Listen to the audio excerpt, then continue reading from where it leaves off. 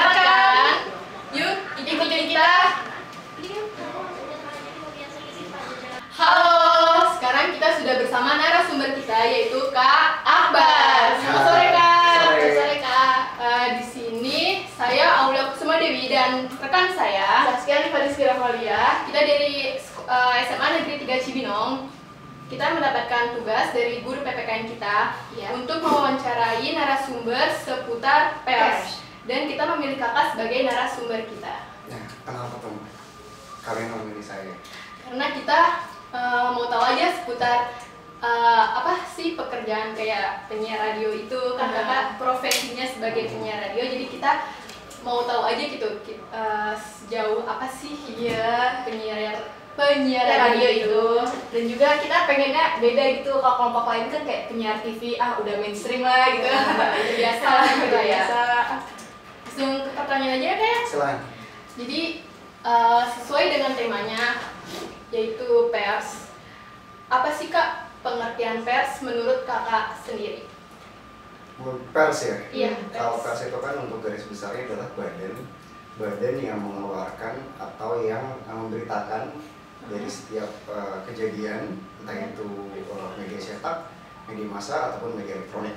Ya. Jadi kalau untuk menurut saya pribadi, pers itu adalah suatu wadah atau badan di mana yang menginformasikan sesuatu tragedi, kejadian yang lebih jelas, aktual tapi tidak fiktif gitu. Jadi pers itu adalah badan di mana untuk menginformasikan segala bentuk kejadian yang aktual gitu. Sama seperti sejarahnya, pers itu adalah cetak atau ditekan. Jadi pers itu menurut saya pribadi adalah saya pengen tahu sih gimana caranya saya mau dapat berita, atau pers itu lebih ke apa ya, lebih ke badannya ya, bukan lebih ke beritanya, tapi lebih ke badan yang mewadahi atau yang membuat sebuah berita atau sebuah kajian kayak gitu. Oh, seperti itu Kak.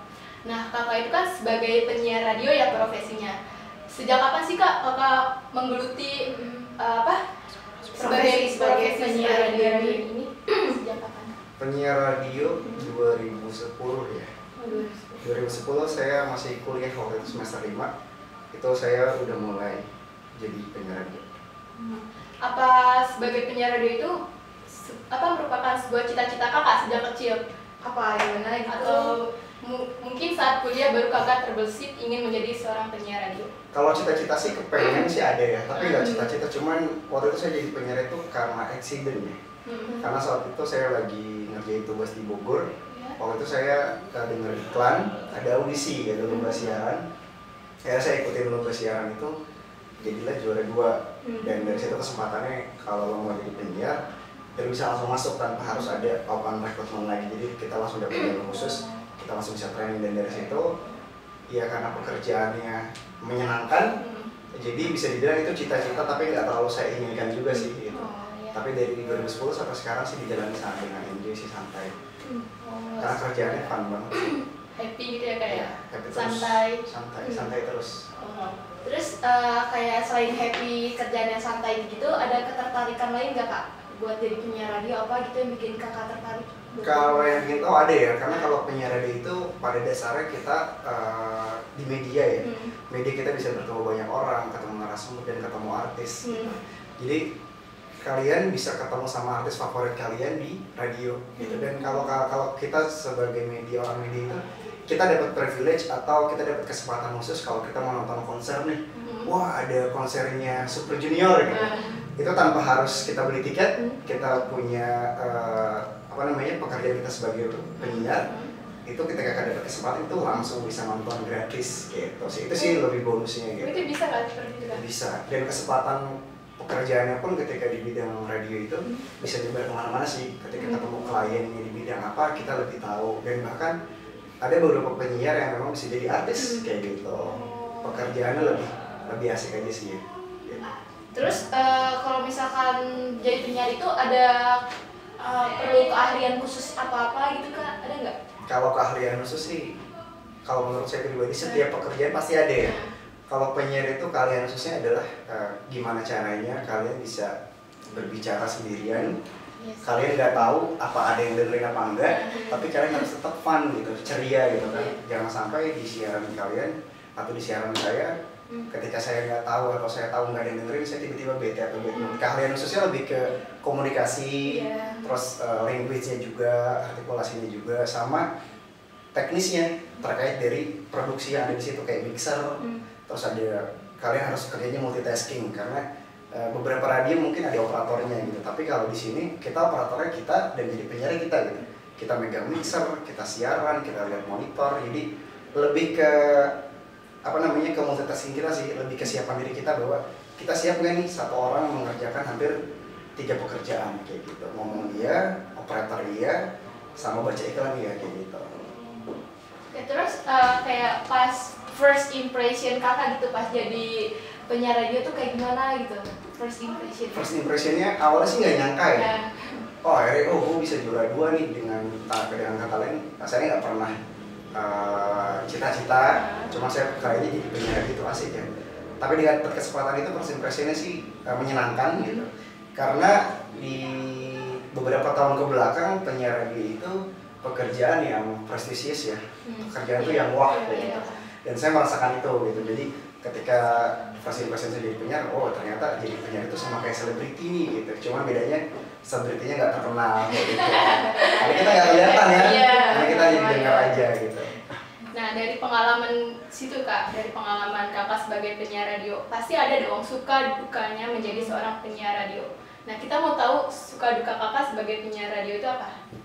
Kalau sukanya sih banyak ya. Sukanya itu ya ketemu banyak orang kayak gitu, terus bisa dapat kenalan sama artis, bahkan bisa berteman dengan artis gitu, kayak nonton konser gratis kayak gitu. Terus dukanya adalah, kalau dukanya bisa dibilang sih sedikit ya, karena saya nggak pernah merasakan duka sih, dalam artian senang aja terus gitu. Jadi meskipun misalkan lagi bete kayak gitu, atau misalkan baru diputusin pacar nih, itu kita nggak boleh sedih, kita harus tetap senang gitu.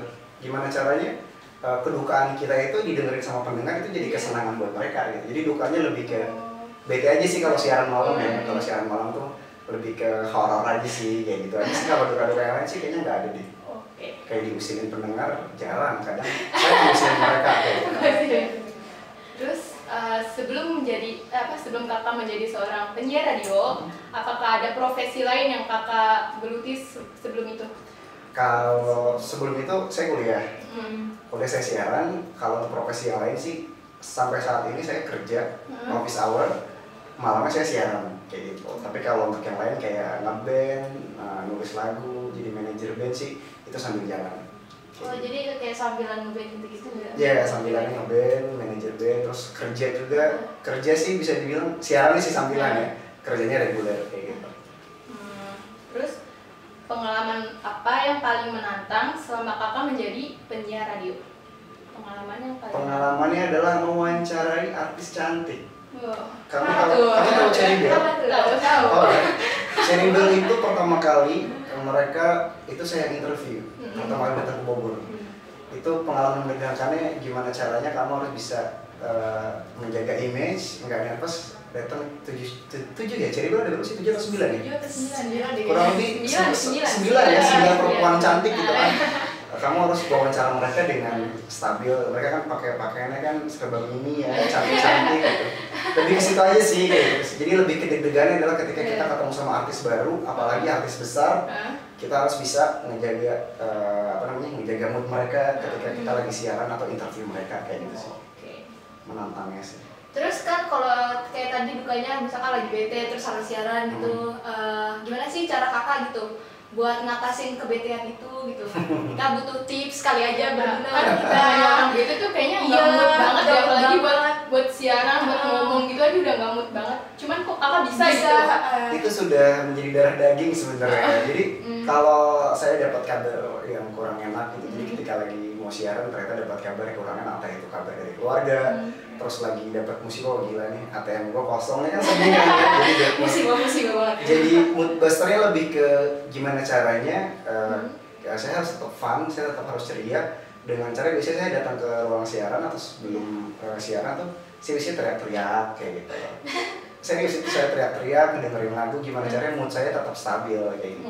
Jadi agak sedikit lebih ke apa ya? Bisa dibilang melupakan masalah itu. Tapi ketika siaran ya kita lupa, tapi ketika udah siaran, oh iya gue lagi nggak punya duit ya, kayak gitu. Terus ini mungkin pertanyaan terakhir, kayak apa sih harapan kakak buat pers Indonesia gitu buat kedepannya? Untuk depannya ya, karena kalau untuk ngomongin pers itu atau jurnalistik itu ya banyak sekali kan media-media online ya, banyak berita-berita yang berita bohong atau hoax kayak gitu.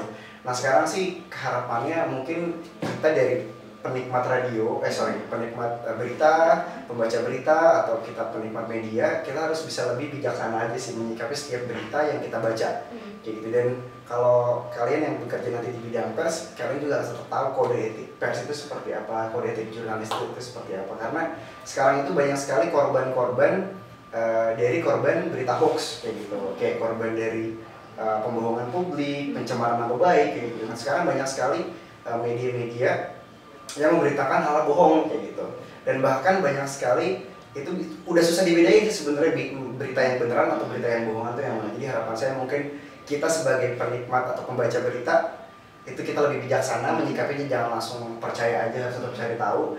Dan untuk pelaku atau pekerja media sendiri tetap harus cari tahu berita yang baik itu seperti apa, berita yang aktual itu seperti apa. Harapannya mungkin bisa harus lebih baik lah kalau dari pers Indonesia kayak gitu.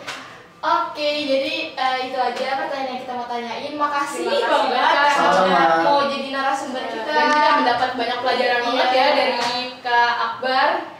Jadi sekian ya Kak ya. Terima kasih atas waktunya. Terima kasih. Oke guys, sekian itu dia wawancara kita dengan Kak Akbar. Jadi kalau misalkan ada kesalahan atau apa, kita mohon maaf ya guys. Assalamualaikum teman-teman. Sekarang kita lagi ada di ICFM Bogor. Sekarang kita mau wawancarai narasumber kita. Behind the skin. Untuk pertanyaan aja